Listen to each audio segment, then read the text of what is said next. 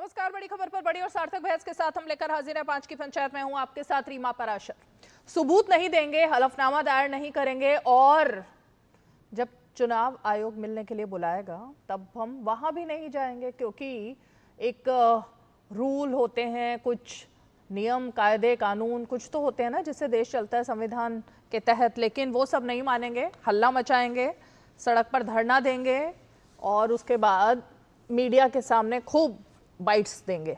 आज विपक्ष ने कुछ ऐसा ही रूप अपना दिखाया है। चुनाव आयोग पर आरोप लगाए, चुनाव आयोग के ऊपर लगातार हमले तो बोल ही रहे थे राहुल गांधी, लेकिन आज विपक्षी एकता का नमूना पेश करने की कोशिश हुई। अब चुनाव आयोग ने आज सुबह 12 बजे का समय दे भी दिया था कि 30 लोग आइए और हमसे मिल लीजिए और अपनी बात रखिए, लेकिन हलफनामे पर साइन भी करने जरूरी होंगे, शपथ पत्र पर साइन भी करने जरूरी होंगे, क्योंकि अगर आपके लगाए हुए आरोप जांच में गलत पाए जाते हैं तो फिर कानूनी कार्रवाई तो बनती है ना, वो तो होगी। इसलिए सबूत भी चाहिए, हलफनामे पर हस्ताक्षर भी चाहिए, शपथ पत्र पर भी हस्ताक्षर चाहिए। तो अब जैसे ही ये दलील चुनाव आयोग की और ये शर्त चुनाव आयोग की सुनी तो ना तो 30 लोगों के नाम दिए गए, ना उनकी गाड़ी के नंबर दिए गए, ना वहां पर गया ये डेलीगेशन, बल्कि सब कुछ हुआ सड़क पर। धरना दिया सड़क पर, बाइट्स दी सड़क पर। तो आज जरा इसी पर चर्चा करेंगे कि जरा चुनाव आयोग की भी तो सुन ली जाए ना। चुनाव आयोग जो चुनाव करवाता है वो भी तो कुछ बात रख रहा है, वो आपकी बात सुनना भी चाह रहा है, लेकिन कानून के तहत, नियमों के तहत। नियम और कानून से बढ़कर कोई नहीं हो सकता। तो आप ना नियम मानेंगे, ना कानून मानेंगे और ना ही सबूत देंगे। चलिए जरा एक बार वो सब तस्वीरें देखते हैं आज की और बयान सुनते हैं, उसके बाद मेहमानों का रुख करेंगे। ये जो लड़ाई है ये राजनीतिक नहीं है, ये कॉन्स्टिट्यूशन की लड़ाई है।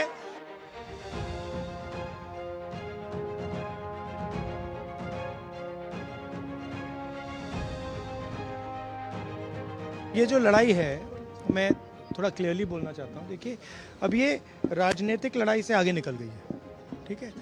अब ये देश की जो आत्मा है, स्पिरिचुअल देश का जो आत्मा है, उसके लिए लड़ाई हो रही है। कॉन्स्टिट्यूशन की लड़ाई है। One man one vote constitution का फाउंडेशन, और हमने क्लियरली दिखाया है कर्नाटक में कि वन मैन वन वोट नहीं है। Multiple man multiple vote, one man multiple vote, सारा कुछ चल रहा है, ठीक है। तो ये अब लड़ाई पूरी की पूरी ऑपोजिशन लड़ रही है और हिंदुस्तान के जो युवा हैं उनको ये बात समझ आ गई है।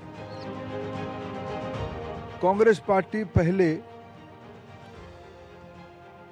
ईवीएम के ऊपर झूठ बोलते हैं, कभी महाराष्ट्र की बात उठाते हैं, कभी हरियाणा की बात उठाते हैं। झूठ की वो एक नया पहाड़ बनाते हैं, जो लोग फिर आए दिन संविधान की किताब लेके घूमते हैं। क्या भारत की संवैधानिक संस्थाओं को तोड़ने के लिए उन्होंने मन बनाया। मैं उसको कठोर से कठोर शब्दों में निंदा करता हूं। कायर है, सरकार कायर है। ये लोग संविधान को ही नहीं मानते हैं, संविधान को किताब पकड़ते हैं, संविधान को नहीं मानते हैं। एक पार्टी, एक फैमिली और एक व्यक्ति का मनमानी जो करता है वो संवैधानिक हो ही नहीं सकते। वो डेमोक्रेसी में वो लोग संविधान में विश्वास नहीं करते हैं। हम लोग तो लोकतंत्र पार्टी वाले हैं। हमारे यहाँ तो नेता कर्म से नेता बनते हैं, वहाँ तो पैदाइश नेता होते हैं। वो लोकतंत्र को कहाँ विश्वास करेंगे। अब 30 मेंबर किसको भेजना, क्योंकि इसमें अलायंस पार्टीज है सब, और हम चूज करना अच्छा नहीं रहता। तो हम चाहते थे कि एक हॉल में बिठाकर वो खुद आकर एक्सप्लेन कर सकते थे, हम भी कुछ बोलना है वो बोल देते थे। उनका कोई हेतु एसआईआर के विरोध में नहीं है। जो घुसपैठी इस देश में आए हैं या जो इन्होंने खुद ने अपने अपनी सीटों में लोगों को गलत रजिस्टर करा के वोटर बनाए, अपना झूठ, अपनी चोरी छुपाने के लिए शायद ये पूरा यहाँ पे नाटक कर रहे हैं। इनका तो इतना बुरा हाल है कि आपस में इतना भी समझौता नहीं कर पाए कि 30 लोग कौन जाएंगे। हमें उम्मीद है कि कांग्रेस पार्टी उन तमाम अधिकारियों के खिलाफ जिन्होंने वोट चोरी करके वोट चोरी में साथ दिया है, उनके खिलाफ कार्रवाई होगी। उनके मांग में कोई दम है क्या? आप मुझे बताइए तो। चुनाव आयोग ने बार बार कहा, अभी तक बिहार में एक व्यक्ति ने आपत्ति नहीं दी है, पार्टी ने नहीं दी है। वो कहता है आप चाहे तो डाउनलोड कर सकते हैं, सब कुछ जवाब है। राहुल गांधी से बार बार कह रहे हैं प्रूफ दीजिए, प्रूफ का पता नहीं है। तो यही हाल है। पेगासस में प्रूफ दिया था सुप्रीम कोर्ट में। मोटी बात यह है, बार बार हारते हैं, वोट नहीं मिलता, उसी की खींच है। चुनाव आयोग किस बात से भाग रहा है? जो उन्होंने लाखों वोट की चोरी करके भारतीय जनता पार्टी को जिताया है, मोदी सरकार को जिताया है, अलग अलग राज्यों में और देश में जिताया है, उसका सच तो पूरे देश के सामने आ गया है। तो आपको मिलने में क्यों डर लग रहा है? बांग्लादेशी और बांग्लादेशी वोटर, उसके सहारे ही कांग्रेस जीत सकती है। ये इसकी साजिश 1972-73 से चल रही है।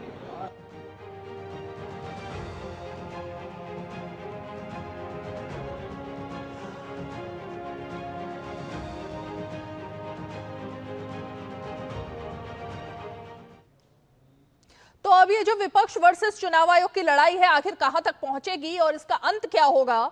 खास मेहमान जुड़ गए हैं हमारे साथ, परिचय करा देते हैं। धनंजय गिरी हमारे साथ जुड़ गए हैं, जो कि पक्ष रखेंगे भारतीय जनता पार्टी का। हमारे साथ में पवन पटेल जी आज जुड़ रहे हैं, कांग्रेस पार्टी के नेता हैं। कृष्णा हेगड़े जी जुड़ रहे हैं, शिवसेना के प्रवक्ता हैं। और साथ ही हमारे साथ सुषमा अंधारे जी भी हैं, जो कि उद्धव गुट की नेता और प्रवक्ता हैं। मैं पवन पटेल जी आप ही से शुरुआत करना चाहूंगी। जब 12 बजे का समय दे दिया था, 30 लोगों को आने की इजाजत भी दे दी थी, यह भी कहा था कि शपथ पत्र लेकिन साथ में लेकर के आए, साइन किया हुआ, तो सबूत नहीं देंगे, बस बाकी सब हो जाएगा।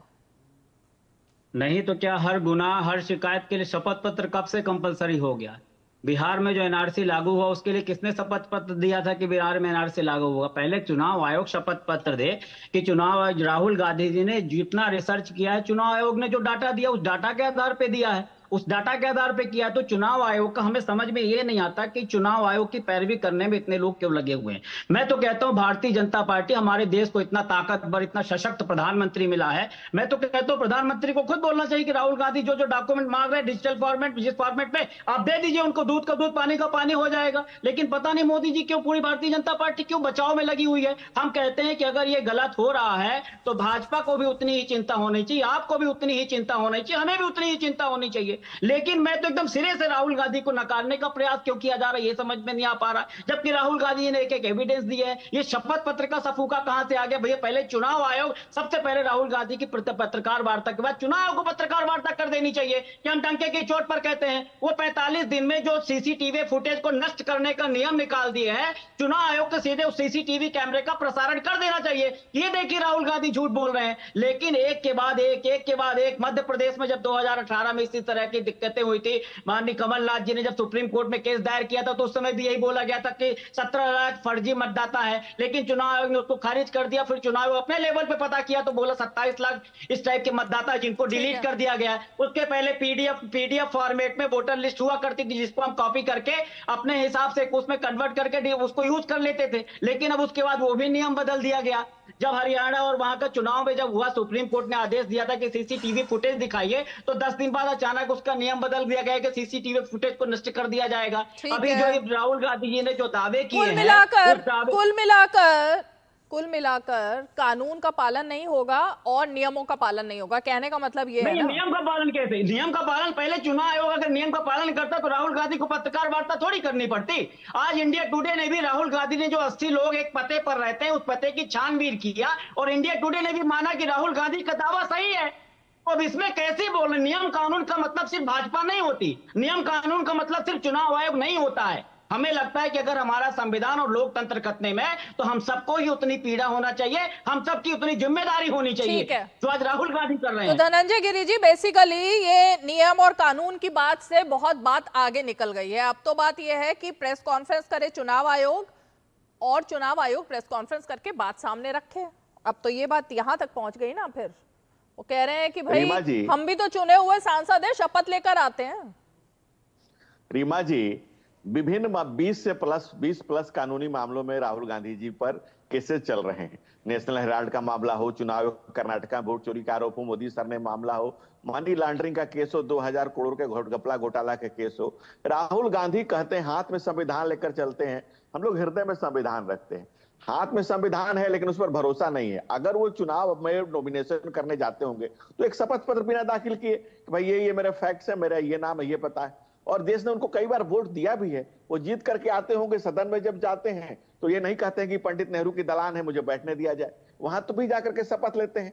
बिना शपथ लिए वो कैसे बन सकते हैं? बहुत सिंपल बात भाई साहब कह रहे हैं कि जो डाटा चुनाव आयोग से राहुल गांधी जी को मिला, राहुल गांधी जी वो दस्तखत करके चुनाव आयोग को दे दे। इससे पता चल जाए कि इस डाटा में कहीं कोई टेम्परिंग नहीं हुई है। अगर कोई टेम्परिंग नहीं हुई है तो फिर डर क्यों रहे, घबरा क्यों रहे और स्वप्न क्यों आ रहे हैं उनको? आप बताइए, उनको आप स्वप्न आ रहे हैं कि अरुण जेटली जी ने हमको आके धमकाया था कि मत बोलो इनके खिलाफ, नहीं तो तुम्हारे जानते हो क्या हो जाएगा। तो राहुल गांधी क्या डरपोक है, क्या कायर है, क्या देश की संस्था पर, संवैधानिक संस्थाओं पर उनको भरोसा नहीं है?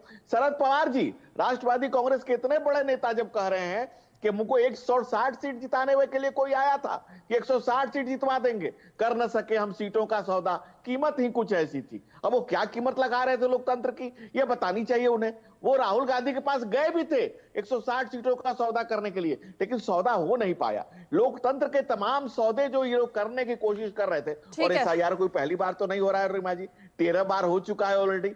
तो पंडित नेहरू के समय में 3 बार हो चुका है। और जो राहुल गांधी जी ने कर्नाटका में जितने तरह के आरोप लगाए हैं, जो तमाम नाम लिए हैं, वो एक के बाद एक धराशायी हो जा रहे हैं। उनका पहले झूठ आया, विशाल सिंह, आदित्य। अच्छा, हाँ, ये आपने अब क्योंकि झूठ की बात कर दी, अब क्योंकि झूठ की बात कर दी आपने, तो ये मेरे ख्याल से सुषमा जी के लिए और पवन पटेल जी दोनों के लिए बता दूं कि अभी कुछ ही देर पहले कर्नाटका के मंत्री हैं KN राजन्ना, उनका बहुत बड़ा, वो मतलब अभी भी मंत्री हैं, वो ये नहीं है पूर्व मंत्री, अभी मंत्री हैं, उनका बयान सामने आया है और उन्होंने ये सीधे सीधे कह दिया है कि भाई वोटर रोल्स जो हैं कर्नाटक में वो तो कांग्रेस के टेन्योर में ही बनाए गए थे। उस वक्त क्यों ये सवाल नहीं खड़े किए, ये खुद मंत्री बोल रहे हैं, उस वक्त क्यों सवाल कांग्रेस और राहुल गांधी की तरफ से नहीं खड़े किए गए जो आज खड़े हो रहे हैं। और उसके बाद अब खबर ये आ गई है कि उनको रिजाइन करने के लिए फोर्स कर दिया गया है कि भैया तुम अब इस्तीफा दो, तुमने ऐसी क्या बात बोल दी। तो अब ये तो सवाल आ ही जाता है ना पवन जी और सुषमा जी, फिर क्या हो रहा है? देखिए, सवाल आने ना आने वाले टेम्पर्ड किया गया है, वेबसाइट बंद कर दी गई, कई सारी चीजें, उस पे आप जाएंगे तो देखिए चुनाव। नहीं, ये तो आपके मंत्री ने बोला। हाँ, किसी ने भी बोला, मैं बता रहा हूँ, कांग्रेस के मंत्री ने बोला। हाँ, कांग्रेस के लोगों को तो ही भाजपा डरा करके अपने साथ शामिल करती है। मध्य प्रदेश में 28 लोगों को डरा कर शामिल कर रही। अजीत पवार जैसे लोग भ्रष्टाचारी होते हैं और जब भाजपा की वोटिंग मशीन में धुल जाते हैं तो दूध के धुले हो जाते हैं। तो भारतीय जनता पार्टी के साथ में बोलेंगे कि बड़ी परेशानी पवन पटेल कर रहे हैं। यहाँ कांग्रेस में सारे डरपोक कायर लोग रहते हैं जिनको लोकतंत्र के प्रति बिल्कुल आस्था नहीं है।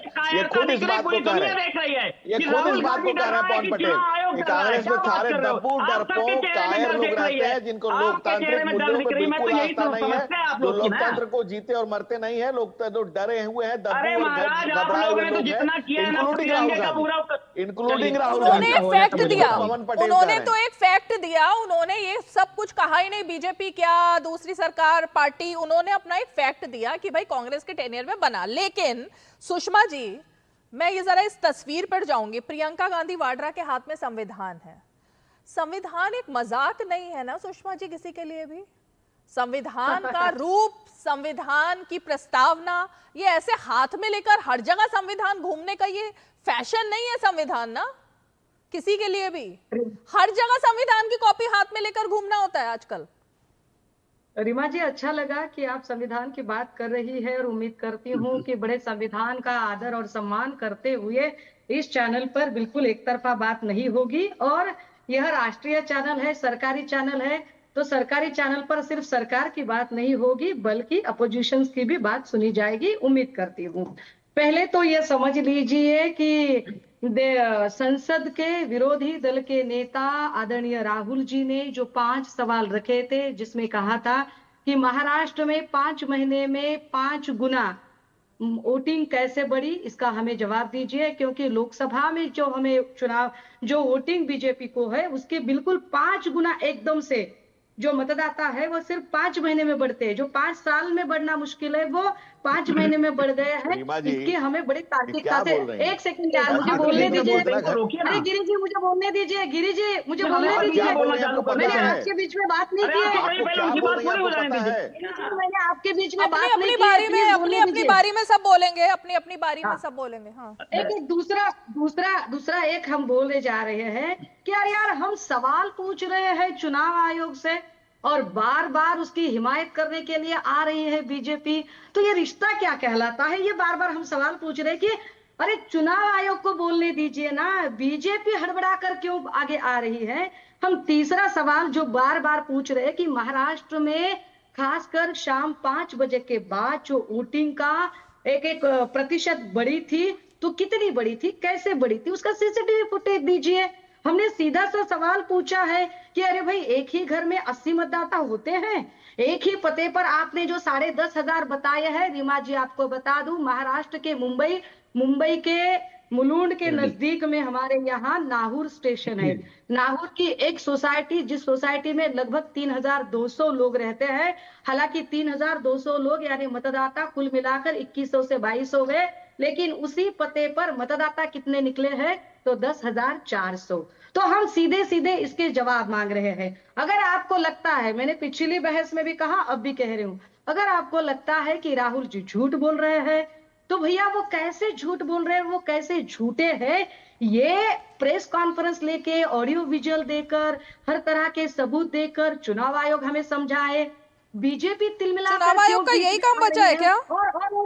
और एक बात रीमा जी, अभी इन्होंने जो कहा, ये गिरी साहब ने जो कहा कि इन पर तो इतने बड़े राहुल जी पर केस चल रहे हैं, कैसे संविधान की बात करें, तो गिरी जी को जरा मैं बता दूं, इस देश के जो गृह मंत्री बने हैं वो तड़ीपार है, उन पर तड़ीपारी के आरोप लग चुके हैं और वो सजा काट कर भी आए हुए। तो तड़ीपार जिसको उसके बाद बरी हुए ना, उसके बाद बरी हुए। अभी सरकार अभी कोई केस चल रहा है क्या आज की डेट में? सरकारी चैनल अरे भाई आज की डेट में जो सरकारी चैनल सरकार की बात ना, सुषमा जी सरकार की बात नहीं, फैक्ट्स की बात होगी, सरकार की नहीं फैक्ट्स की बात होगी। सुषमा जी आज कितने केस चल रहे हैं वो बताइए ना प्लीज। मैं फैक्ट्स पर ही बात कर रही हूँ रीमा जी, मैं फैक्ट्स पर ही बात कर रही हूँ। कहाँ फैक्ट्स पर बात कर रही हैं? उन्होंने कहा राहुल गांधी पर आज इतने केस चल रहे हैं, आज की डेट में इतने केस चल रहे हैं आज। रीमा जी मैं आपको बता दूं, रीमा जी मैं आपको बता दूं, मैं लॉ कॉलेज की प्रोफेसर हूं और मैंने कभी ट्रैफिक का सिग्नल तक नहीं तोड़ा है, किंतु फिर भी इस सरकार में कितने ही केसेस मुझ पर भी बने हैं। हाँ। जो अपोजिशन का है उस पर केस बने हैं, हम आपको बता दें। और आप शायद आपकी जानकारी में हो कि पिछले 10 साल में बीजेपी के कितने नेता हैं, एक नेता का नाम बता दीजिए कि जिस पर ईडी की रेड हुई है। एक बीजेपी का नेता बता दीजिए। धनंजय गिरी, उसके बाद Krishna ji. Okay, quick reaction. क्या बीजेपी के सारे के सारे क्विक रिएक्शन। रीमा जी, धनंजय गिरी। रीमा जी 1987 में मुंबई में एक चुनावी सभा के दौरान हिंदू हृदय सम्राट बाला साहब ठाकरे ने कहा था कि मेरा नाम वोटर लिस्ट से काट दिया गया है।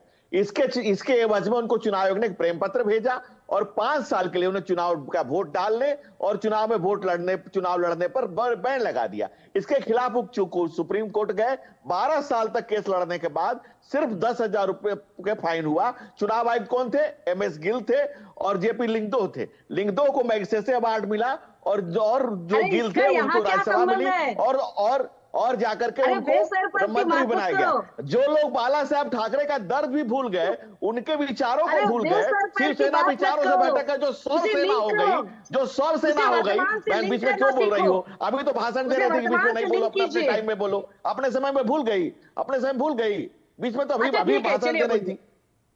अच्छा ठीक है, जो बाला साहब ठाकरे के विचारों से भटक करके बोड़ा वंश कबीर का जो जन्मा पूत कमाल ऐसे लोग जो शिवसेना विचारों से भटक कर शव सेना हो गई, जो बाला साहब ठाकरे का दर्द भूल गए, उनसे आप कैसी उम्मीद करते हैं? जी, इनके पूरा महाराष्ट्र इनसे उम्मीद नहीं करता, महाराष्ट्र की आम जनमानस इनसे उम्मीद नहीं करते, किसी को इनसे उम्मीद नहीं है। ऐसे लोगों से कि इनकी बातों से क्या उम्मीद कर सकते हैं? ठीक है, बाला साहब ठाकरे का दर्द भूल गए। और दूसरी बात एक मिनट रुकिए ना, रुकिए। अभी कृष्णा जी को भी ले आते हैं फ्रेम में ना, कृष्णा जी से भी एक सवाल हो जाए। नहीं, एक सेकंड, वो आप ही की बात पे आपने क्योंकि महाराष्ट्र का मुद्दा उठा ही लिया है तो कृष्णा जी को मैं डिबेट में ले आती हूँ, क्योंकि कृष्णा जी वो 10,000 एक जगह पर जो ये वोटर की बात आ रही है, जो राहुल गांधी भी बार बार कह रहे हैं। अब पहली बात तो मुझे ये समझ नहीं आती, चुनाव आयोग भाई प्रेस कॉन्फ्रेंस करने के लिए नहीं बैठा है। चुनाव आयोग कानून के मुताबिक चलता है, चुनाव आयोग रूल्स पर चलता है।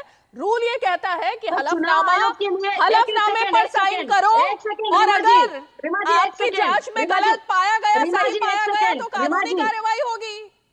यही तो बोला है ना कृष्णा जी। रीमा जी, अगर चुनाव प्रेस कॉन्फ्रेंस के लिए नहीं बैठा है तो क्या चुनाव आयोग की ओर से बीजेपी प्रेस कॉन्फ्रेंस के लिए बैठी है? बीजेपी मेरे ख्याल से एक मिनट करेक्ट कर दूं, चुनाव आयोग की ओर से बीजेपी ही बात करेगी और बीजेपी के ही प्रवक्ता बीजेपी को इसलिए प्रेस कॉन्फ्रेंस करनी पड़ रही है क्योंकि राहुल गांधी ने कहा, आपने कहा, अखिलेश यादव ने कहा कि बीजेपी और चुनाव आयोग की मिली भगत है। क्यों बता रही है? अरे भाई, मिली भगत क्या आरोप आप लगा रहे हो? तो वो अपना पक्ष नहीं रखेंगे। आप क्यों बता रही है ये बात? कृष्णा जी, आप क्यों बता रही है रीमा जी? बोलिए। आप सरकार की है, आप सरकार की बात सुनिए अभी सुषमा जी सुनिए, मैंने आपका सुना, अभी मेरा भी जरा सुनिए, आपका भी जवाब देता हूँ। बिल्कुल। इलेक्शन कमीशन ने सभी पार्टियों को ईवीएम के जांच के लिए बुलाई। ये कोई भी विपक्ष के पार्टी वहां पर गए नहीं, मैटर कोर्ट में गई, वहां पर भी कोर्ट ने इनकी जो दलील है वो खारिज की। तो दोनों जगह पे ये मुंह के बल गिरे हैं। दूसरी बात ये है कि जब कांग्रेस पार्टी तेलंगाना में जीतती है, कर्नाटक में जीतती है, हिमाचल में जीतती है, कुछ इनको इलेक्शन कमीशन ठीक लगता है। जब विपक्ष वेस्ट बंगाल में जीतता है, तमिलनाडु में जीतता है, पंजाब में जीतता है, दूसरे स्टेट्स में जीतता है, इनको इलेक्शन कमीशन ठीक लगता है। अभी महाराष्ट्र पे आती है। महाराष्ट्र में बुरी तरह से हार गए, लोकसभा में ये हमसे आगे थे, लेकिन वो विधानसभा में इलेक्शन हार गए। तो अभी राहुल गांधी क्या कहते हैं भाई, 30 लाख मतदार जो है वो बढ़ गए। 1999 में 30 लाख मतदार बढ़ गए थे, कौन जीता? कांग्रेस पार्टी। 2004 में 30 लाख मतदान बढ़ गए थे, विधानसभा और लोकसभा में बढ़ गए थे, कौन जीता? कांग्रेस पार्टी। 2004 से 2009 तक 30 लाख, अंदाज से 30 लाख मतदार बढ़ गए थे, कौन जीता? कांग्रेस पार्टी। 2009 से 2014 तक 30 लाख मतदार बढ़े थे, फिर से कौन जीता? कांग्रेस पार्टी। अब तक प्रॉब्लम नहीं है, 30 लाख मतदार बढ़े, कांग्रेस पार्टी जीता, तब तक प्रॉब्लम नहीं है। उसके बाद जब 30 लाख मतदार जीते बढ़े और भारतीय जनता पार्टी एनडीए जीती, तब इनको प्रॉब्लम है। उसके बाद अभी फिर से हार गए, तो उन्होंने कहा कि भाई देखिए, अभी 30 नहीं 70 लाख मतदार जीते हैं। भाई 70 लाख मतदार वृद्धि नहीं हुई है, 30 लाख मतदार की वृद्धि हुई। 30 लाख अधिक मतदार वोट करने आए, वो हमारी लाड़की बहना थी जिनके लिए हमने फ्लैगशिप स्कीम चलाया। 5% जो हमारी लाड़की बहनें हैं वो बाहर निकल के हमको महायुति को मतदान किया, क्योंकि हमने उनके लिए काम किया। तो पवन पटेल जी, राहुल गांधी को होना चाहिए। देखिए सुनिए रीमा जी सुनिए, और एक बात, इसके बाद ये जो 10 कैंडिडेट थे महाराष्ट्र के, उनको इलेक्शन कमीशन ने बुलाया, बोले हम टेक्निकल टीम बिठाते हैं, ईवीएम का जांच करते हैं, वीवीपैट स्लिप गिनते हैं, सभी गिनती ठीक आई। 8 जो कैंडिडेट थे जिनका ऑब्जेक्शन था वो गए वहां पर, सब संतुष्ट होकर वापस आ गए। राहुल गांधी जी का वापस तीसरा प्रेस कॉन्फ्रेंस, अरे महाराष्ट्र में धांधली हुई, अरे तुमको 3 बार 4 बार गिनती करके दिखाई, इसके ऊपर हम क्या बताए आपको?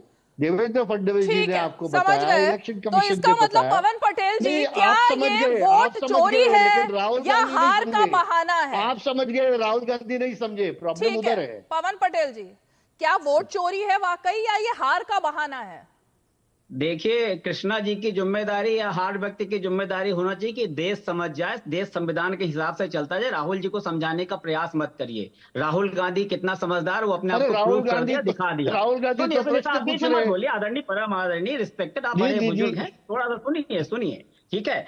अब ये बताइए, जब भाजपा की सरकार थी तो ईवीएम का विरोध करते थे, ईवीएम पे किताबें लिखी जाती थी, तो भूल जाते कि भारतीय जनता पार्टी पहले कि राहुल गांधी बहुत समझदार हम है, कहाँ नहीं उनको कोई बोलते ना कि समझा है। किताब नहीं लिखी, आपने क्या कहा था? हम बताते हैं ना, जीवीएल नरसिम्हा राव जी ने किताब लिखी थी उसके बारे में। हम कहाँ बोल रहे थे किताब नहीं लिखी थी? क्या बोल रहे हैं? अरे एक एक करके बोलिए। पवन पटेल जी क्या बोले आप? राहुल गांधी समझदार है, उनको कोई ना समझा है। नहीं, राहुल गांधी समझदार है। राहुल गांधी ने इतनी बड़ी बड़ी यात्रा की, राहुल गांधी ने इस देश को समझा, इस देश के गरीब आवाम जो जरूरतमंद, उनको गले लगाकर उनकी भावनाओं को समझ चुके हैं। उनको समझाने का प्रयास मत करिए, उन्हें पता है कि संविधान को बचाने के लिए क्या करना है। अभी आदरणीय जो बोल रहे थे डर की बात है, आप राहुल गांधी का चेहरा देख लीजिए और चुनाव आयोग का चेहरा देख लीजिए, आपको समझ में आ जाएगा कि डर कौन रहा, कौन डर नहीं रहा। नंबर एक। दूसरा, ईवीएम की बड़ी बड़ी बातें करते हैं। कब कांग्रेस ने कहा कि जहां जीत जाते हैं वहां ईवीएम से कराइए? राहुल गांधी ने खुद ही कहा है कि मैं डर के मारे नहीं बोल पाया। ये राहुल गांधी ने खुद कहा है कि अरुण जेटली उनके पास आए थे, उनको बताया था, वो डर के मारे नहीं बोल पाए। ये राहुल गांधी ने खुद अपने पीसी में कहा है, ये राहुल गांधी ने खुद अपने पीसी में कहा है कि मेरे पास अरुण जेटली आए थे, मुझे धमकाया था, मैं डर के मारे नहीं जा पाया। ये राहुल गांधी ने खुद कहा है भाई, राहुल गांधी ने खुद पीसी करके कहा है, कोई मैं नहीं कह रहा हूँ। नहीं, राहुल गांधी ने महाराज खुद ही कहा है ना कि अरुण जेटली मेरे पास आए थे, मुझे कहा था कि तुम जानते हो तुम किससे पंगा ले रहे हो, मैं डर के मारे नहीं बोल पाए। राहुल गांधी खुद कह रहे हैं। और दूसरी बात, आप कह रहे हैं राहुल गांधी संविधान बचाना चाहते हैं, संविधान को तो कांग्रेस से बचाने की जरूरत है, उसी कांग्रेस है जिसने देश में कोई कितना भी समझदार हो, लेकिन देश कानून के हिसाब से ही चलेगा। मेरी बारी आएगी तो मुझे बता दीजिएगा। कोई कितना भी समझदार हो, लेकिन कानून से ऊपर नहीं हो सकता।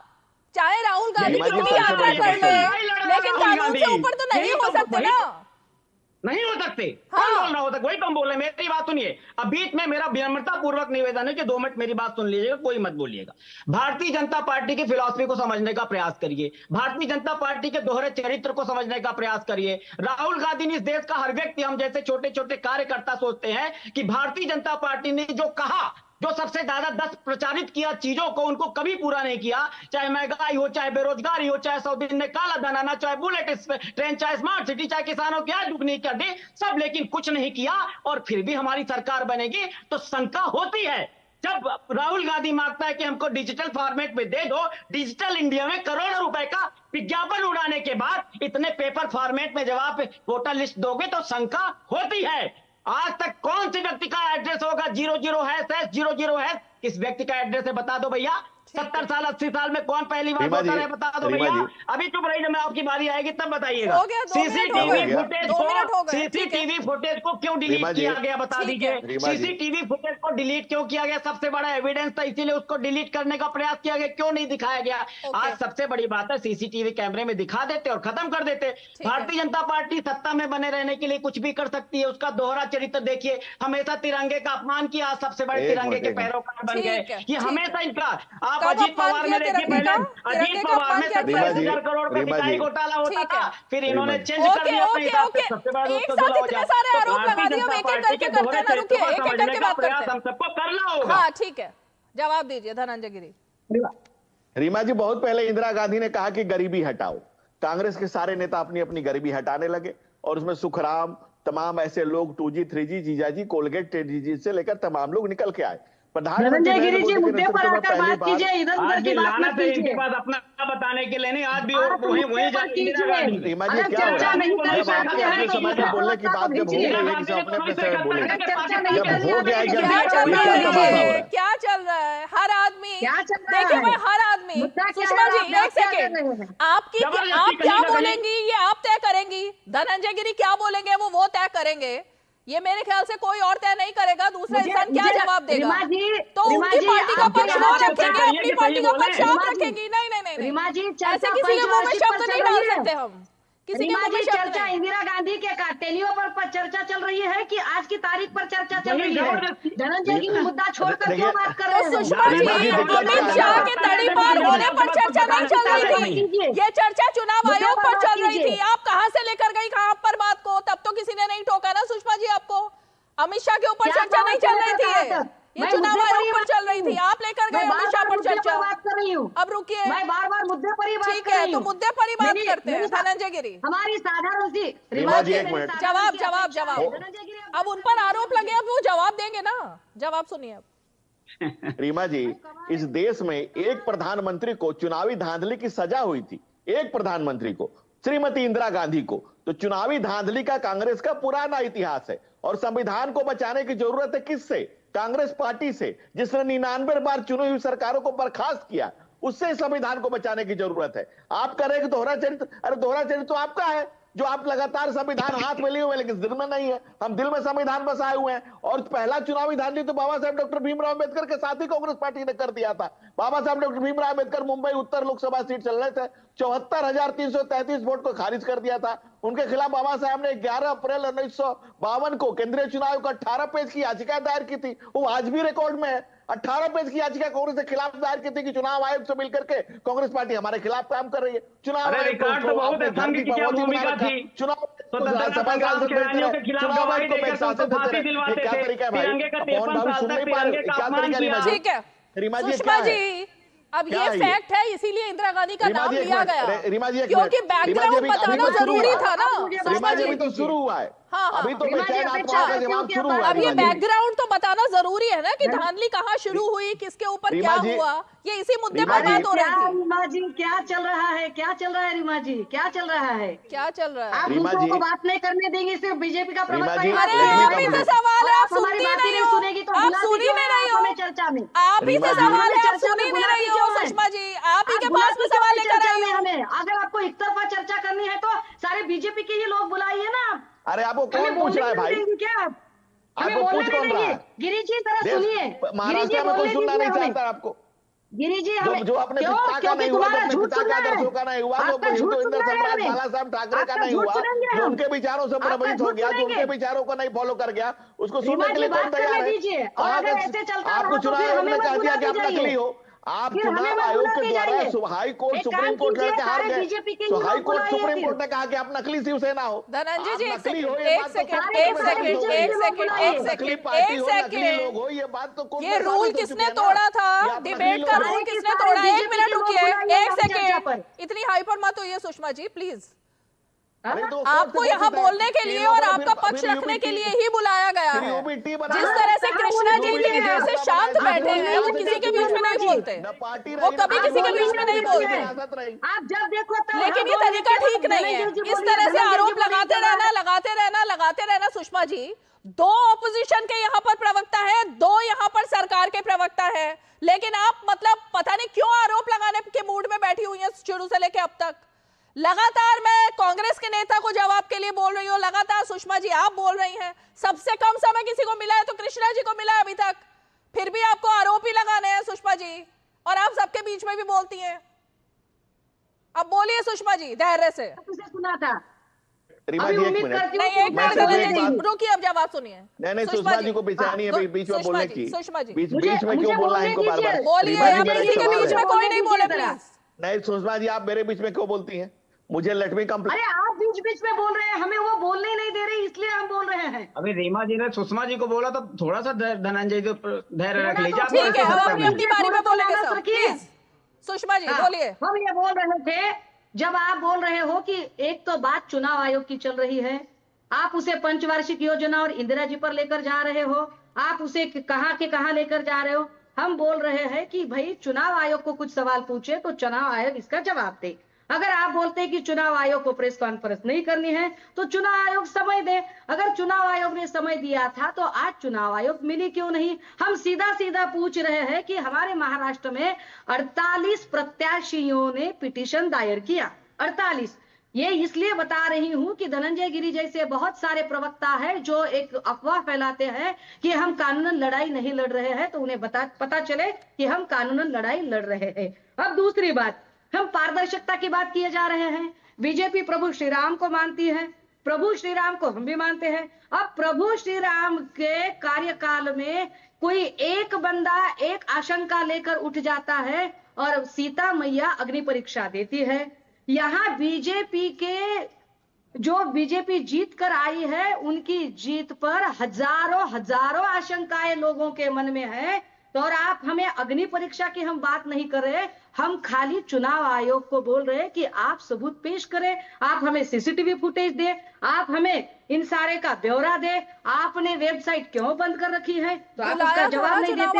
आखिरी बात धनंजय जी, आखिरी बात रीमा जी, सुषमा जी आज बुलाया था ना 12 बजे चुनाव आयोग ने, क्यों नहीं गए? 2 सेकंड रीमा जी, 2 सेकंड। अरे बुलाया था 30 लोगों को। धनंजय गिरी, अरे 2 सेकंड यार। धनंजय गिरी को पता चले कि बीजेपी के नेता, महाराष्ट्र के हमारे नेता सुधीर भाऊ मुनगंटीवार जो बीजेपी के नेता है, वो कह रहे हैं पिछले 3 दिनों से कि एक तो पहले ही हम पर इतनी तोहमत लगाई जा रही है, ऊपर से चुनाव आयोग ने वीवीपैट निकालने की होड़ क्यों की है, ऐसे मत कीजिए, इससे शंकाएं और बढ़ेगी। और फिर भी क्या आपको लगता है कि आपका बीजेपी का नेता भी झूठ बोल रहा है? आपका बीजेपी का नेता भी गलत है? बता दीजिए यहाँ ऑन स्क्रीन कि सुधीर भाऊ मुनगंटीवार गलत है, कृष्णा हेगड़े भी बता दीजिए गलत है। धनंजय गिरी और नहीं रीमा जी, रही बात बाबा साहब अम्बेडकर की, रीमा जी मेरा नंबर भी आएगा। अरे रुकिए भाई, एक एक करके हाँ।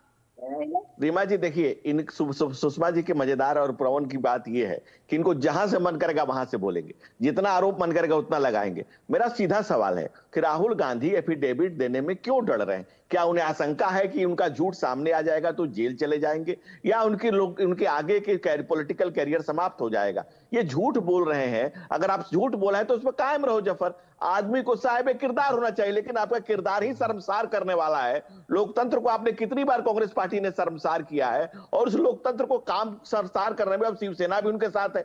आज हिंदू हृदय सम्राट बाला साहब ठाकरे के विचारों से भटक गई, अब वो शिवसेना भी नहीं रही, न पार्टी रही, न परिवार रहा, न विचार रहा। अब वैचारिक स्खलन इतना हो गया कि अब वो सेकुलर हो गए। बाबा बाला साहब ठाकरे ने कहा था कि मैं अपनी शिवसेना की कांग्रेस नहीं होने दूंगा, नहीं तो हम अपनी दुकान बंद कर दूंगा। खैर दुकान तो अपने आप बंद हो ही गई, इनकी दुकान तो रही नहीं कुछ। और जो भाई साहब कह रहे थे अभी कांग्रेस के नेता राहुल गांधी, तो खुद प्रेस कॉन्फ्रेंस करके कह रहे हैं, पहले इन लोगों ने ईवीएम पर सवाल उठाया, चुनाव आयोग ने कई डेट दिए कि आकर के साबित करिए, साबित नहीं कर पाए। फिर चुनाव आप स्पीड एंड रन, फिर ढेला फेंको और भाग चलो। भाई जब आपके सब्सटेंशियल बातें कर रहे हैं तो आपको दस्तखत करके देने में वक्त कम है मेरे पास। कृष्णा हेगड़े जी को मैं मौका दूंगी, पहले जल्दी से कृष्णा हेगड़े।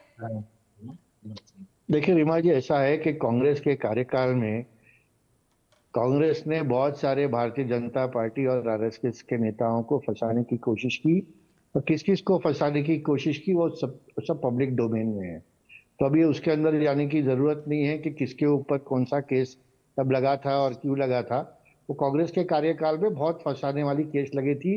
वैसे सुषमा जी को मालूम भी होगा कि बाला साहब ठाकरे जी को भी अरेस्ट करने की कोशिश कांग्रेस गवर्नमेंट ने तब की थी। हाँ।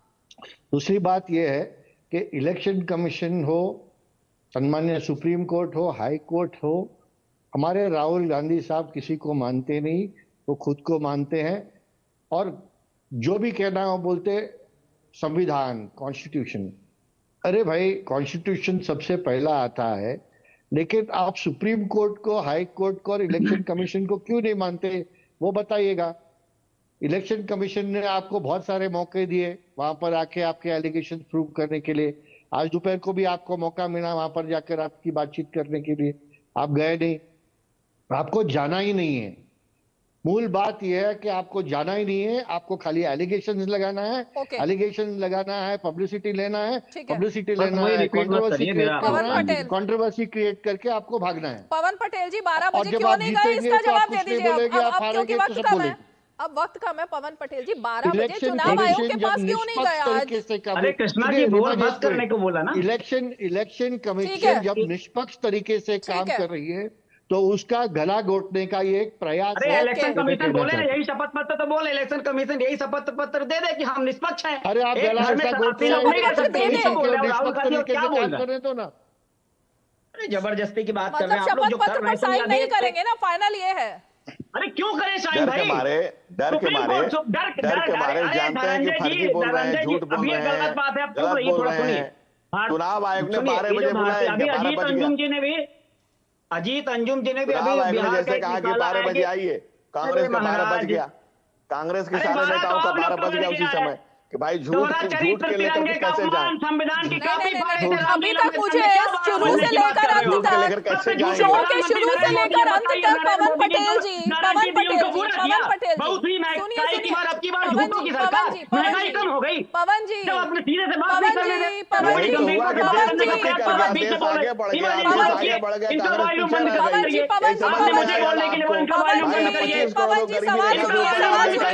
सुनिए, सवाल सुनिए भाई, रुकिए एक मिनट। पवन पटेल जी इतना चिल्ला क्यों रहे हैं आप? अरे इनका कैसे करूं मैं? इनकी सुनता जाऊं?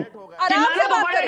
पवन पटेल जी मुझे बस एक बात बताइए कि 12 बजे जब चुनाव आयोग ने 30 लोगों को बुलाया था बात सुनने के लिए, तो क्यों नहीं गए आज?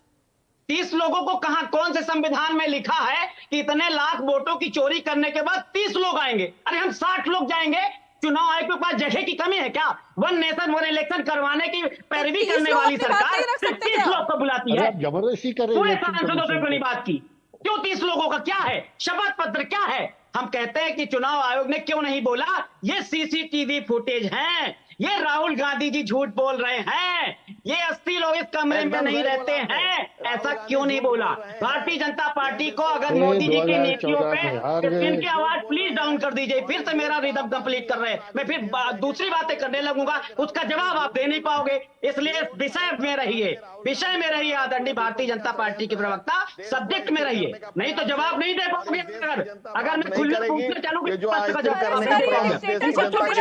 पवन पटेल, ये देश माफ नहीं करेगा, देश की जनता माफ नहीं करेगी। धमकाना नहीं है, अरे धमकाना नहीं है भाई, धमकाना नहीं है यहाँ पर, धमकाने से कुछ नहीं होता। लोकतंत्र कोई अपनी कोई धमकी में नहीं आता आजकल, ये नेहरू जी का दलान समझते हैं, कोई किसी की धमकी में नहीं आता है। क्यों धमकी दी जा रही है बैठ करके चैनल पर चिल्ला कर? ये क्या तरीका है? पहले आप अपनी बात रखें फिर धमकाएं, फिर बात रखें फिर कांग्रेस के संस्कार है। सुषमा जी अलग धमका रही है मुझे, बंधे हुए हैं, सभी धमकाने में लगे हुए हैं। पवन पटेल जी अलग धमका रहे हैं। क्या धमकियां चल रही हैं ये? सुषमा जी भी धमकाए जा रही हैं, देखिए अभी फिर से। अरे बीजेपी को म्यूट कर दे, बीजेपी को म्यूट कर दूं मैं तो सब ठीक हो जाएगा, है ना? बीजेपी के प्रवक्ता को मुझे म्यूट कर देना चाहिए शो में, और सिर्फ विपक्ष से सवाल, विपक्ष का जवाब, विपक्ष के एलिगेशन, बस ये करना चाहिए। कृष्णा हेगड़े जी को म्यूट कर दूं, धनंजय गिरी जी को म्यूट कर दूं, तब सब सही हो जाएगा। और जैसे ही वो बोलना शुरू करेंगे एकदम मैं बायस हो जाऊंगी। अब ये बात रीमा जी आपको चारों प्रवक्ता बीजेपी के बुलाने चाहिए। वही तो बात है सुषमा जी, अगर विपक्ष को मौका दो तो भी विपक्ष को परेशानी है, विपक्ष को मौका नहीं दो तब भी परेशानी है। कहीं एक बात पर सेटल हो जाइए, एक बात पर सेटल हो जाइए। चलिए बहुत बहुत शुक्रिया आप सभी खास मेहमान हमारे साथ जुड़े आज 5 की पंचायत में। और इसीलिए हिट एंड रन यही तो संसद में होता है, यही सड़क पर हो रहा है और यही शो में होता है कि विपक्ष की आवाज सुनने के लिए उनको मौका दो तब भी परेशानी, ना मौका दो तब भी परेशानी। तो इस परेशानी का तो कोई अंत है नहीं। 5 की पंचायत में आज इतना ही, कल फिर होगी मुलाकात, तब तक के लिए हमें दीजिए इजाजत, नमस्कार।